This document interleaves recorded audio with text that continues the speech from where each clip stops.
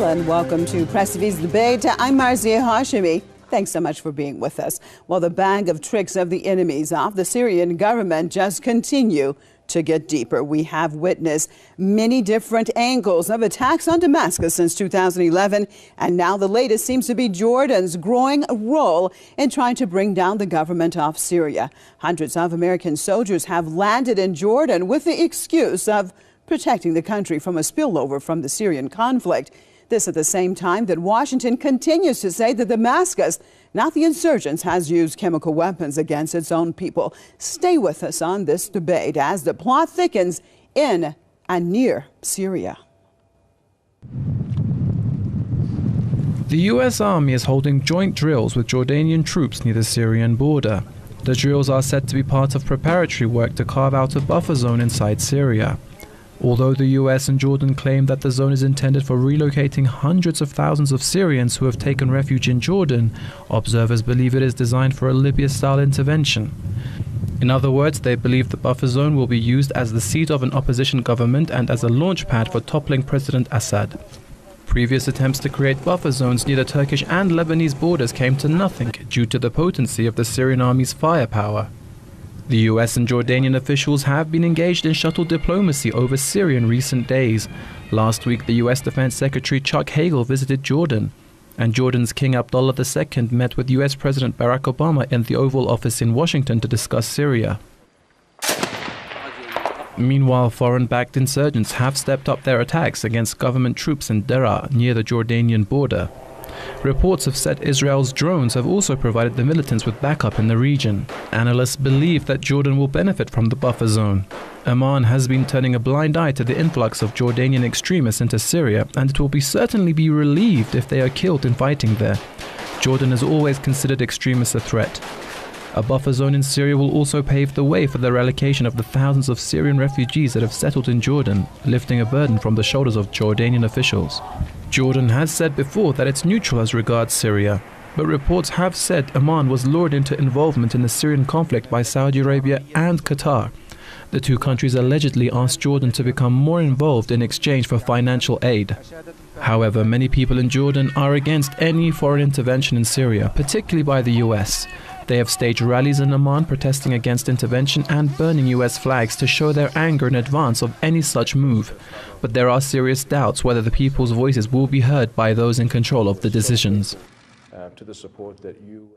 I'd like to welcome a guest to the program out of Damascus, Tassin Al-Halabi, political commentator, and out of Beirut, political analyst Jihad Murakadeh. Thank you both for being with us. Let's start it off in Damascus.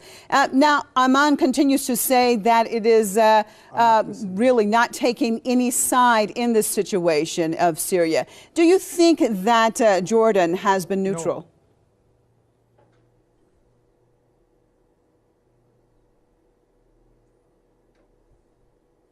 Damascus, can you hear me? I'm very sorry. I would like just to tell you that I'm not having the voice here. Up to now, I couldn't understand very well your question, but nevertheless, can you hear me now, sir? Can you hear me now? With such argument that in Syria now, I'm witnessing that the Syrian army.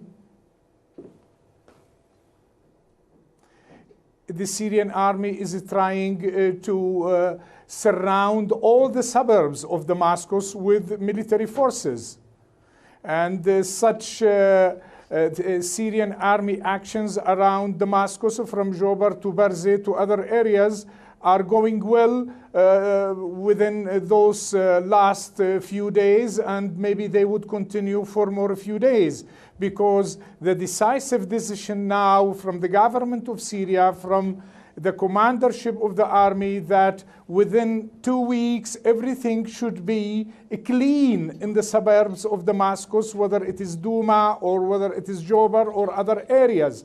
I'm sure that with such procedures around Damascus, they would start to have new results following the positive results that they got from the boundaries from Lebanon. Okay, Mr. Al-Halabi, stay with me. I guess we're having some audio difficulties, and we're going to try to fix that. Well, let me turn to Mr. Morkadeh in Beirut. In your perspective, sir, what is the main reason that so many of Syria's neighbors appear to be against Damascus?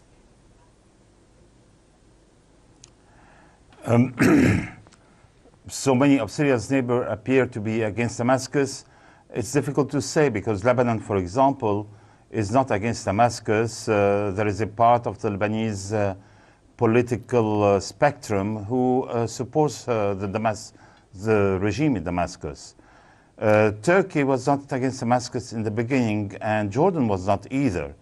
But the Syrian government has taken certain steps which are so outrageous vis-à-vis its own population in terms of destruction and the heavy weapons it uses against its own people, that everybody is a little bit outraged at the situation. On the other hand, people had expected President Assad in the first 6 months to do something and calm the situation. Instead, he went ahead and sent his army with a great brutality against his own people. And Mr. Morkadeh, do you find it curious that these same governments, for example, in Amman, in Riyadh, or from Saudi Arabia, from Qatar, these countries that remain silent time and time again when the Israelis have continued to oppress the Palestinian, fellow Arab Palestinians, they did not make a whole lot of noise and definitely didn't do a whole lot, but they seem to be a totally different face right now against Damascus. Why do you think that's the case? Well, first of all, are you trying to tell me that the Israelis fighting the Palestinians since 1948 and before also, are you trying to tell me that the Israelis is like the regime of Bashar al-Assad? And that the Arab countries are taking a stance against the regime of Bashar al-Assad, killing his own people, and they did not take a stance against Israel, killing the Palestinians who are not Jews? I mean, this is a little bit a difficult question to answer. Why is it a difficult question, sir? I'm asking you the question, relating it to, for example, the last wars. We won't go way back. We don't have